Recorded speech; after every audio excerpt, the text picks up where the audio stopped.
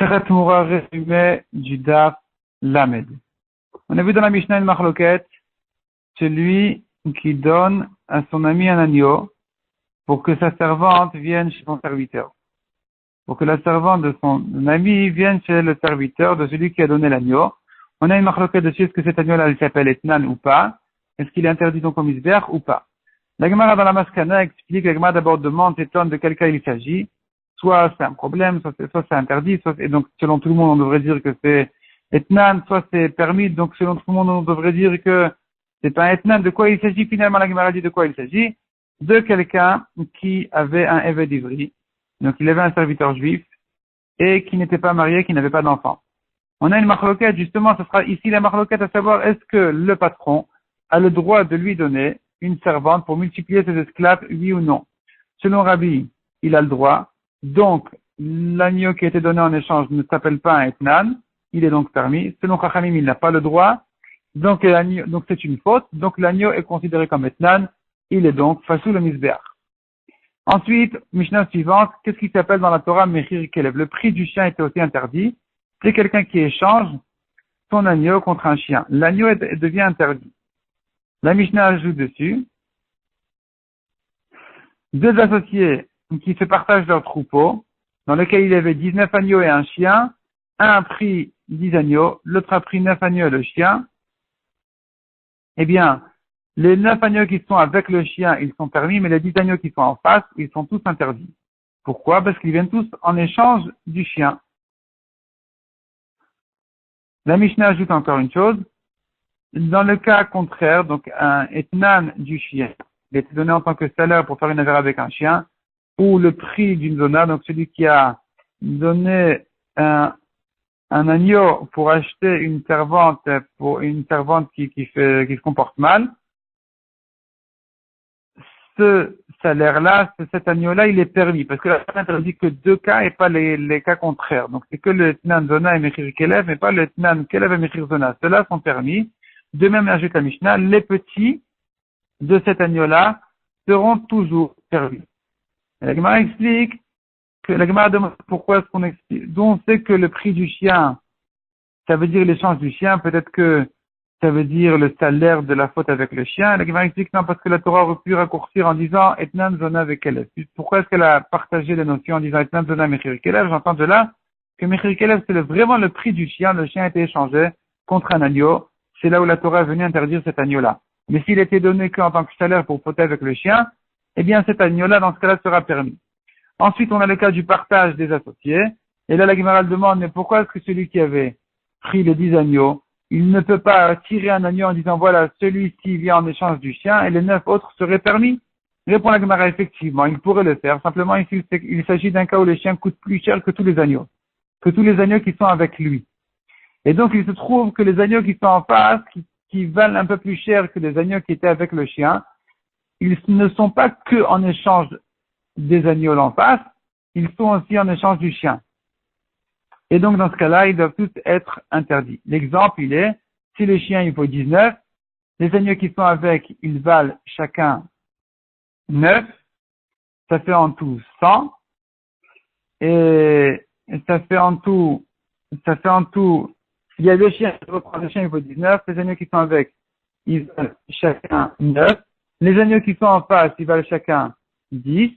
Alors, il y a déjà 10 d'un agneau qui est en face du chien, qui est totalement interdit.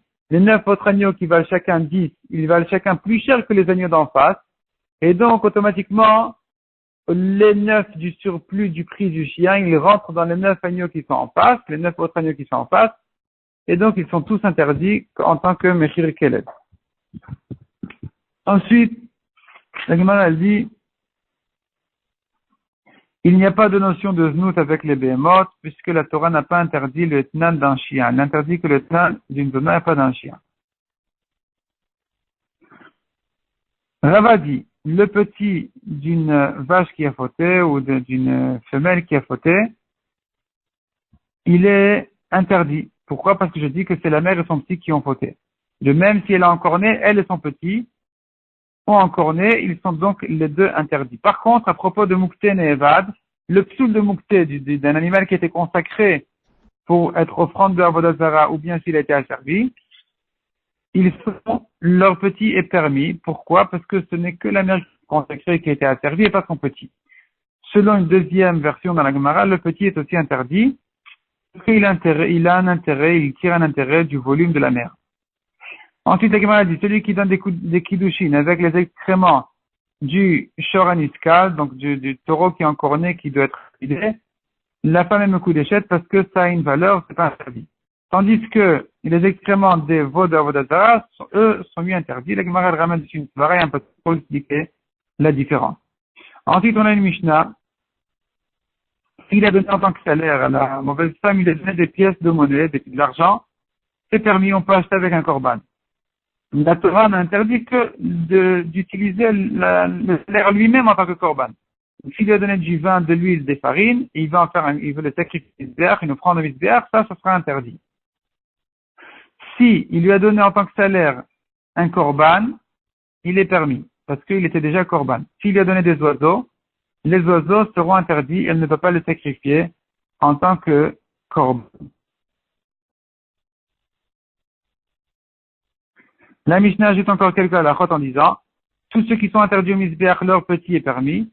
Selon Rabbi Eliezer, le petit d'une tréfa est interdit. Rabbi Chanina ben Antiknos dit, même un animal cachère qui a une mère tréfa, il est pas sourd. Et la Mishnah enfin termine la dernière halakha du Mishnah en disant, tous les korbanot qui sont venus taref, on ne peut pas les racheter, car on ne rachète pas un korban pour le donner au chien à manger. La Gemara ramène une marloquette en fait, il a à savoir s'il a donné du blé et qu'elle en a fait de la farine, des olives, elle en a fait de l'huile, des raisins, elle en a fait du pain. Est-ce que c'est pas en tant que korban? Selon Beth Shammai, c'est pas soul, selon Beth Hillel, c'est cassé. La Gemara ramène dessus le drachat.